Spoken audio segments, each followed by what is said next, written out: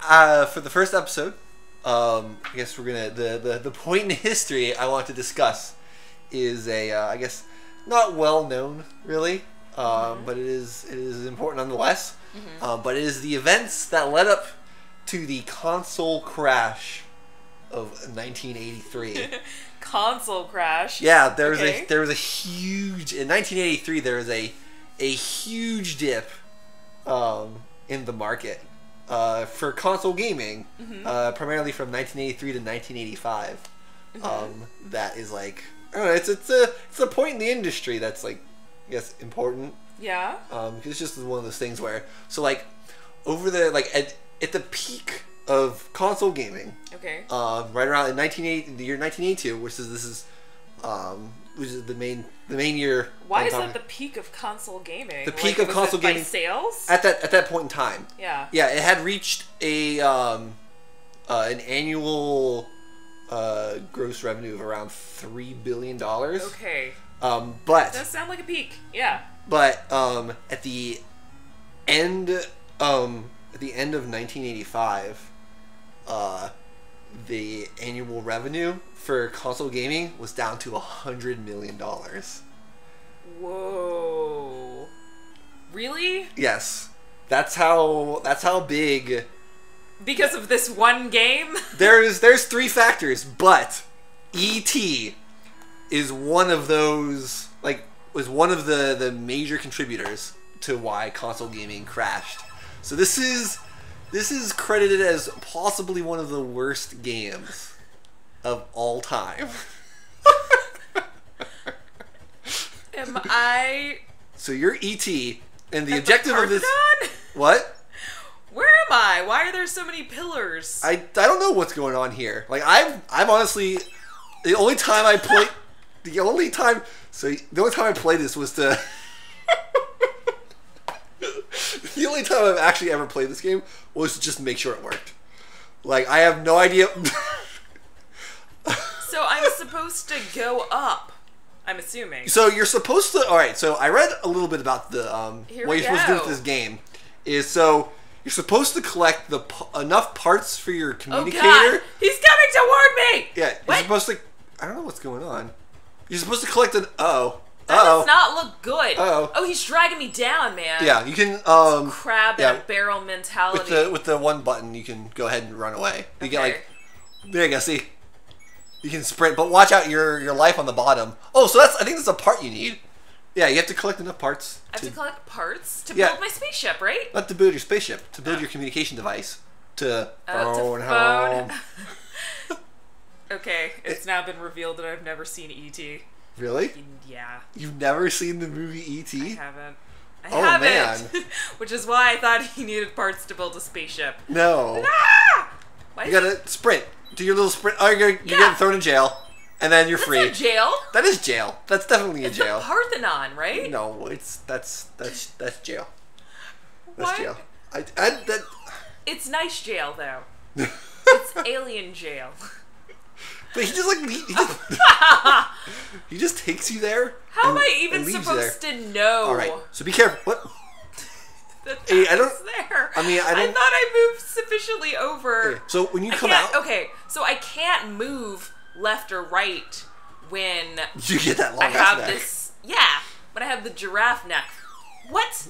This is continually happening, even though I'm moving over. All right, so when you get up top, don't move. Just see what happens. Just get up top. Like, no, when you get into the next screen. Oh, yeah, wait. There you go. There you go. Ah. Shit, the doctor. Oh, you're back in jail. It's so easy to get out of jail. Yeah. This is like super white-collar prison. Yeah. Where are the Koch brothers? Wait, where? Oh, the other part. Oh, well, this is working out well for me. Well, what happened to your did you lose your other part? Oh, that's what happens. When you go to jail, I think you lose your parts. Yeah. You lose your lady parts. Wait, where? Oh. How did I get all the way up there?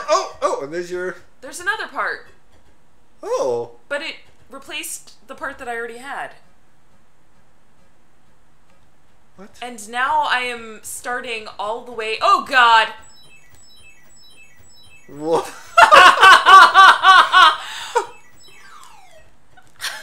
What happened? Beeping. Wait. This is actually a good game, though, right? No. No. This is a horrible game. Because it's interesting.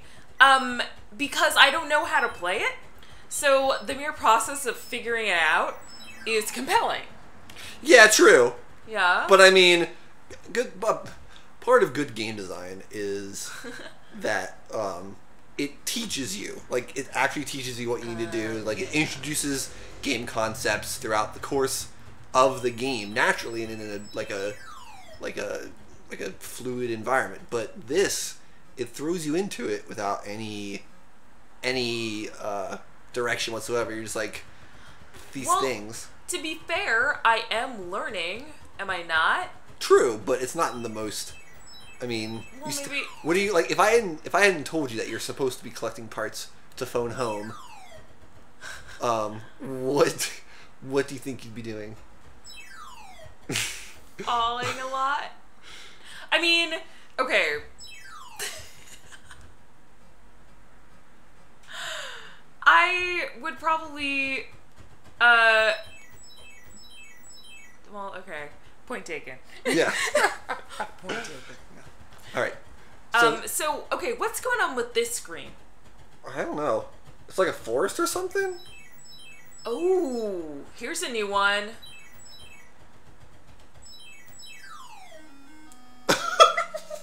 It's 0, though. I think you... What? Did my puppeteer just, like, commandeer me? I think that was supposed to be that's what happened. I think that was supposed to be the kid. Oh, okay. And, like, the little bottom number is your life or time or whatever. Yeah. And so you became a skeleton E.T. And then the kid just came in and gave himself so you can live once more. What sacrifice? Yeah. I mean, to be fair, I am more important than humans are, right? There's only one of me. No, there's a whole like civilization of you. Sure, there's only one of you on this planet. Yeah. Oh That's shit. the important part. Things are gonna die. You're gonna die again. I'm not gonna die. Yeah, you are. The you gotta, the kid'll just like possess me. What? Yeah, into my skin. You know? Don't sweat it, man. So there's no risk. So scared. There's no risk, but there's also no way to recover from this. Like, I'm just gonna continually die because I clearly wasn't able to meet the objective in the 10,000 or... Oh, I just learned something. I learned that if I move, the numbers count down. Yeah. If I stay stationary? Yeah. What? Did you already notice that? Yeah, and if you sprint, you use more.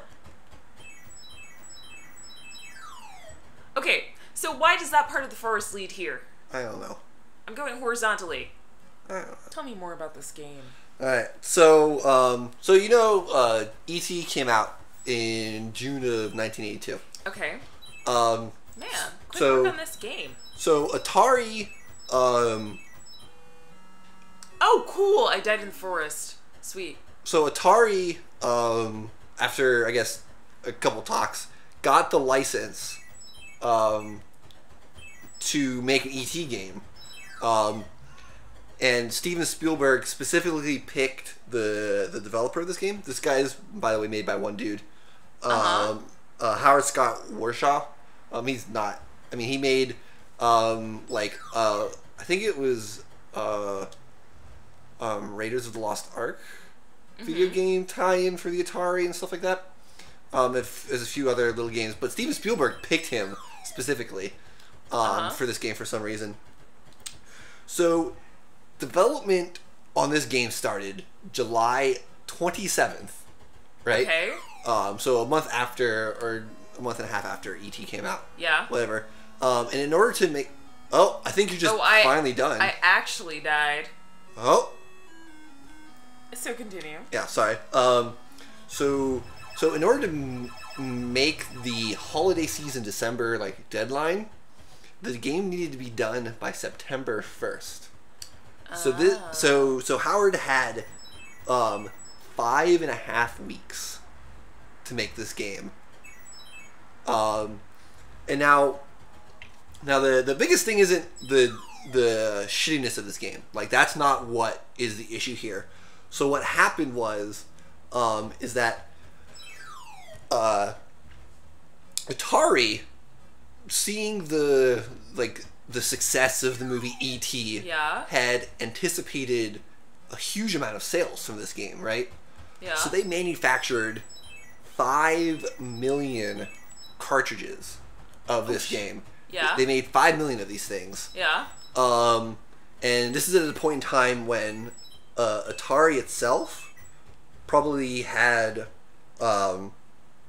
sold like 10 million Atari 2600s. Okay. So like they're assuming half their user base would buy it. Yeah. Because I mean, there must have been so few games at that point. How many games did Atari have? Oh no, there's a good bit. Really? Like in 1982, I think there was around 100 or so. Oh. Yeah, the Atari came out in the original Atari 2600. Yeah. Came out in 1977. But I didn't know there were that many like active game developers. Like, was it all developed by Atari, or were there third party? No, I mean, so that's another thing that brought around the console crash that I'll get into later. Okay. Is that there up until 1982 there was no such thing as a third party developer. Really? Yeah.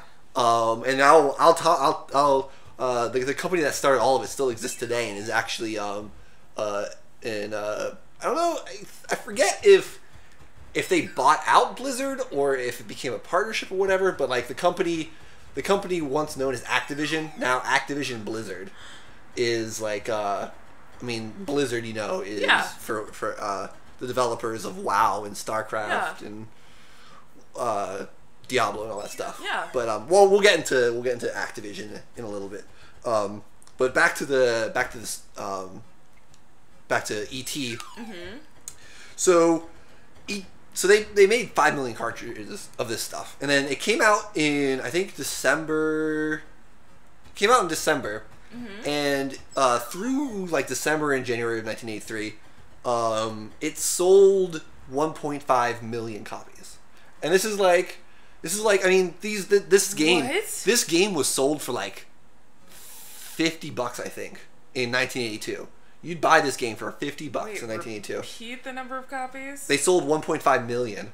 What? 1.5 million, but that sounds like a large... Just based on the merchandising for the movie. Just based on the merchandising. Yeah. But, you'd think that is a lot, but since they had put so many... yeah, that's not half their user base. Yeah, but they invested so much into making the cartridges, the 5 million cartridges. They spent $25 million alone just to get the licenses for E.T.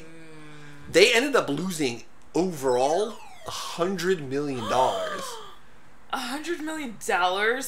For, okay, how much did the licensing cost? $25 million for E.T. for the licensing. That's not $100 million. What else? Like the cartridge production? 5 million there cartridges. There was one guy developing it, so they didn't have to pay the developers. They paid him. Reports are they paid him about $200,000 and a trip to Maui or something like that. I mean, hell, like if is this the fucking Wheel of Fortune? I don't know. It's like we're gonna throw in a trip to Hawaii. If somebody told me to make a video game in 5.5 weeks and they were paying me $200,000 in 1982. Fuck yeah, I'd do that. Of course. I'd do it in a heartbeat, man. Of course. Like and this like yeah. And that's also was this guy like fired for life from the entire game industry? He made some games afterwards. Okay. But I mean, 5.5 weeks. What the? I am in HTML element right now. Well, guess. E.T. Yeah, E.T. Right? Yeah.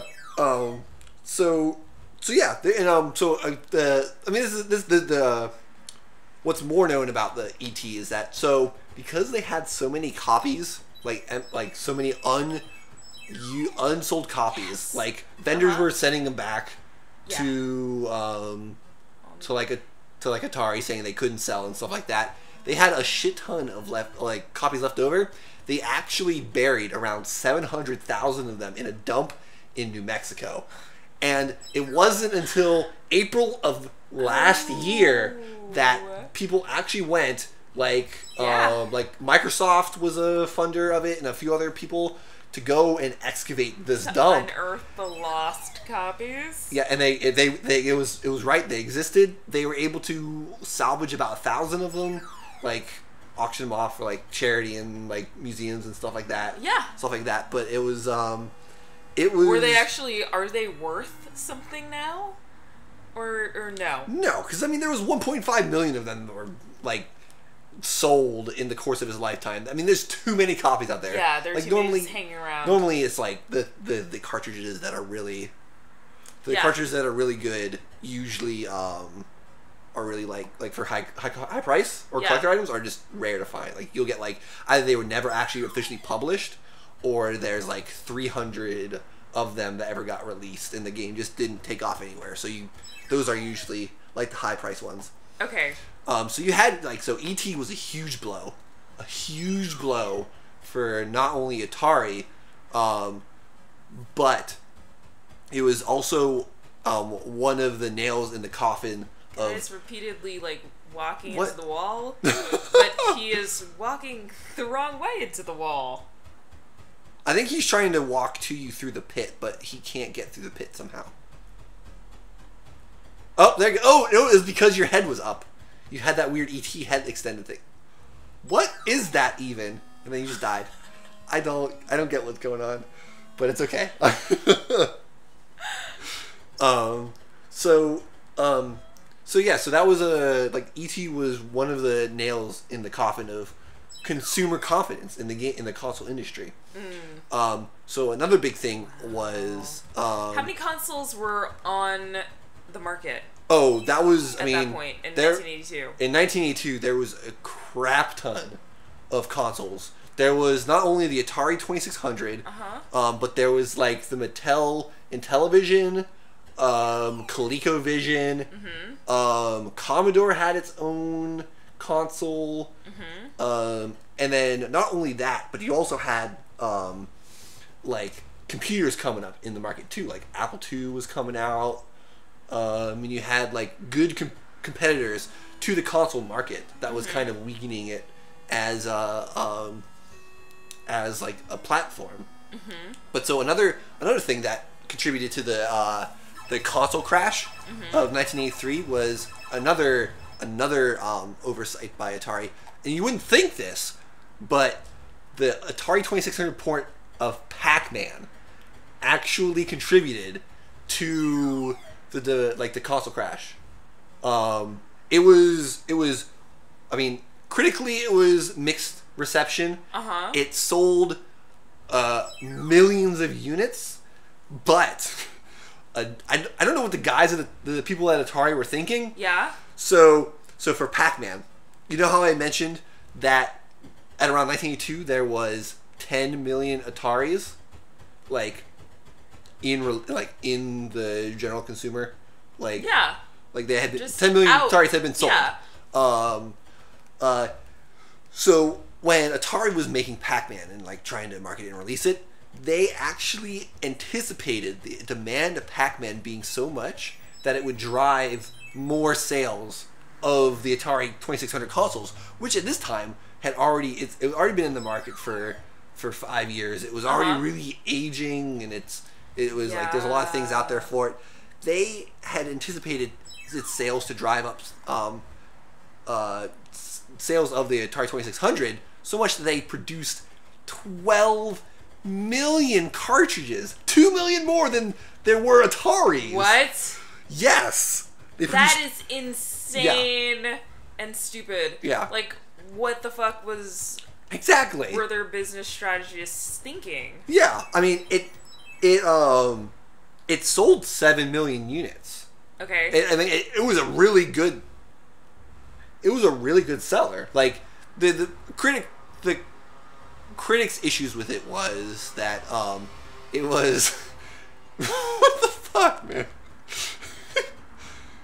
It was I don't know why I find that hilarious. What? Just the your neck going up and you're teleporting. Well, dude, yeah. I mean, I feel like this is a memory game. Because it's all about, fuck. When you run into that pit, you fall down into the earth.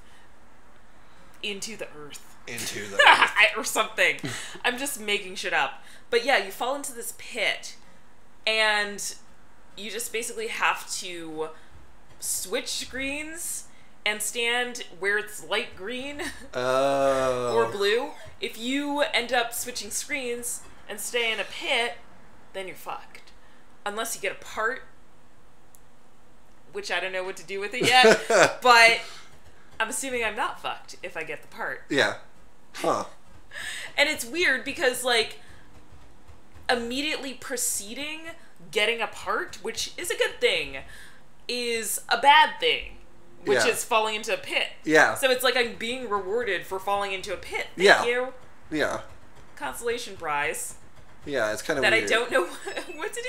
Maybe are there other controls? No. I've just been pressing X this entire time. Okay. Yeah. So that was a big financial blow to Atari as well. And Great. I mean, so yeah, the consumer reviews were the critics' issues with it were that this is a new one. It wasn't as like good looking as the arcade version of Pac-Man, which is impossible to do on the Atari 2600 hardware. And it was just, I mean, it was just slightly different. It was different than what people had expected and stuff. Somebody had mentioned that if it would have been like marketed as a standalone like maze game or something, it would have been done perfectly fine. But because it was tied with Pac-Man, there was that whole expectation behind it. But that was, I mean, that was just a horrible financial blunder for Atari to, like, they had like a crap ton of extra cartridges. Oh, this is new. Oh, that's a new piece. Oh, it's a happy face. What the Something good happened! Oh, I think you just, like... There's a happy face at the top of the screen. I think I just won. I don't think you won. Why not? Because you just made that a flower grow. Yeah. And there's a happy. Yeah. You can still go up, though. Yeah, I can still go up. Yeah. But then, why'd you make me lose my happy face? I don't know. I didn't lose your happy face. You're the one that went up. Okay. Continue. Okay. So, financial blows. Yeah, that was a big financial blow. And I think it was another like, issue with consumer confidence. But, so I think one of the biggest hits was, because this was all about consumer confidence. Like, the region crashed because... Yeah, is this going to be a good investment? Because, I mean, how much did those things cost? Like $50. $50? $50? In $1982. The console? Not the console. The console was How much was the console? A couple hundred, I think. Oh, geez. Yeah, especially, like, we need to adjust for inflation over here. Yeah, but that's a huge amount of money. 10 million people already had consoles. So, it was, but the market, it was already at saturation. Like, you're not going to get any more Atari consoles in that market. But yeah, I mean, I know, like, people already had it, but, you know, for future growth, like, why don't they switch to another console? You know? Yeah. If Atari keeps producing bad games. Yeah. Yeah. I mean, yeah. But, so in 1979, a group of developers split off from Atari.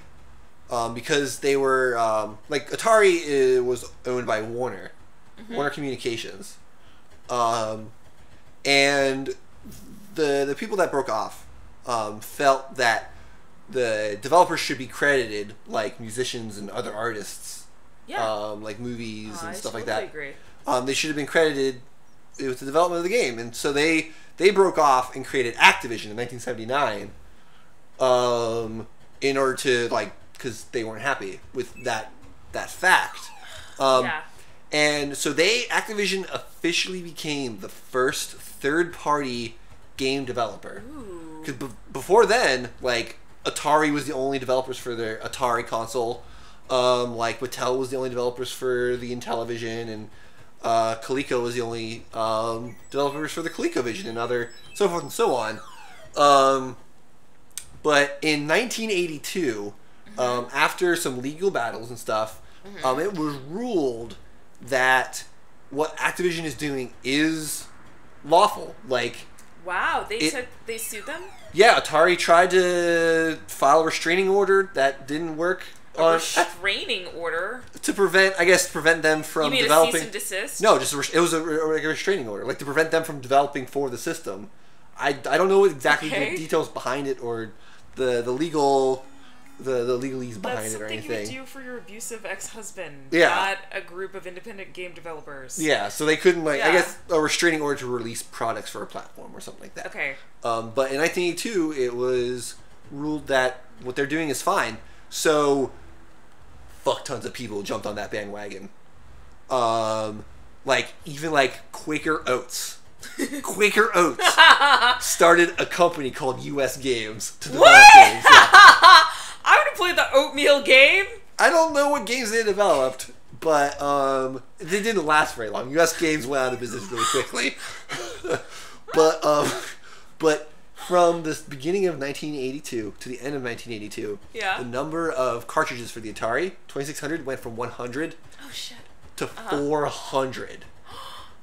Just from not even just throughout the course of the entire year, but from the ruling, which happened in June, I think, of 1982.